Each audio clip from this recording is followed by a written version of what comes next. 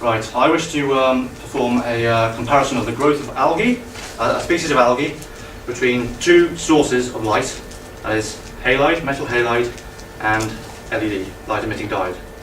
Is that right for everyone? Right, before I get stuck in, I'd like to present three broad areas of points to this presentation, which I'd like you to consider. All right, that is the background, why I'm interested in this, the rationale of why I think it's important to research malvolates, and my project itself. Right. Thank you very much. All right. So one thing I'd like to say now is, what is a chromalvolate? I'm sure that's a word which popped out in the title to start with. Essentially, are we all okay with the idea of endosymbiosis? All right. So the origin of chloroplasts and mitochondria. All right. I will say the phyla of algae which contain primary chloroplasts. Okay. So that's green algae, land plants, which are essentially a derived form of green algae, and red algae. All right. Now you also get secondary chloroplasts, and essentially that's what chromalvolates are. They're a separate line of protists which absorbed a chloroplast from a red alga, so it's a secondary chloroplast.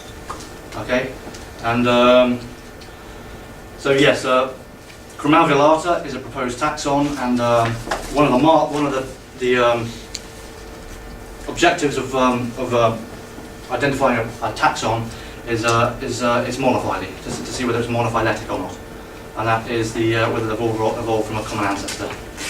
And there are various methods to do that, and feel free to ask questions, but I'd like to move on now. Right.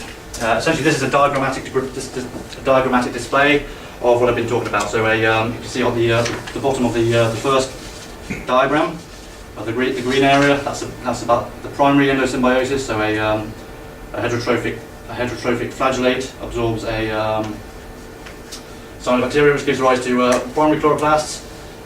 Unrelated organism absorbs that red alga and gives rise to the chromalvolates, which are all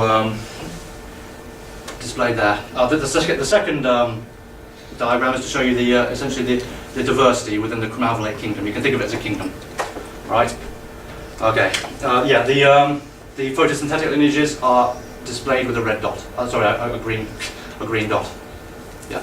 All right. You can if I may say, one problem with the chromalvolate hypothesis, because there are good bits and bad bits, is notice the amount of non-photosynthetic lineages, and they often seem to be basal to the clades within the chromalvolate clade. If that makes sense. So if the chromalvolates evolved from a photosynthetic ancestor, that casts some considerable doubt. But there is, yeah. Okay. Anyway, I'll move on.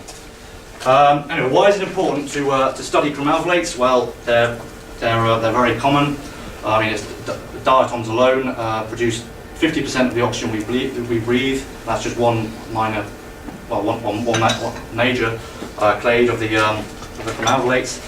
But also for things like biofuel research, culture.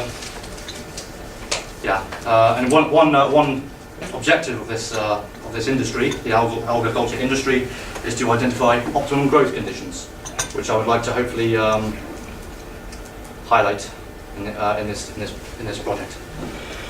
Okay, so here are my required materials. So I'd like a halide light, I'd like an LED light, I'd like formaldehyde to preserve the organisms in, to stop them from swimming around and all that kind of stuff. All the equipment there. Feel free to ask questions at the end for more info on that. Here are my proposed organisms, which options for organisms which I'd like to grow. Feel free to ask questions. All right. So my methodology. Okay. So the experiment will be undertaken over a 6-week period. Obviously, the two specimens of algae will be grown in 2 separate flasks, zoo jars, featuring the different lighting equipment, and essentially just comparing the growth rate. And that will be brought about with a cell count, with a light microscope, using formaldehyde to preserve them.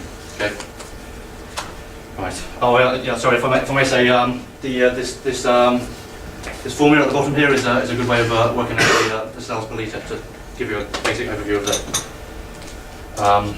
All right, expected results. Here's just some information about the lighting equipment. So metal halide, quite high cost. It can be over 120 lumens per watt, which is the amount of light it produces per watt, basically, essentially. Yes, but it often has a loss of this due to protective bits on the bulbs of the bulbs of the lighting there. In comparison to that, light emitting diodes (LED), 100 lumens per watt, so a bit less, but no lighting equipment. No protective equipment, and much cheaper and better efficiency.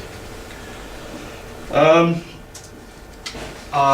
I'm done. Thank you. Fantastic. That's my credit. Well done.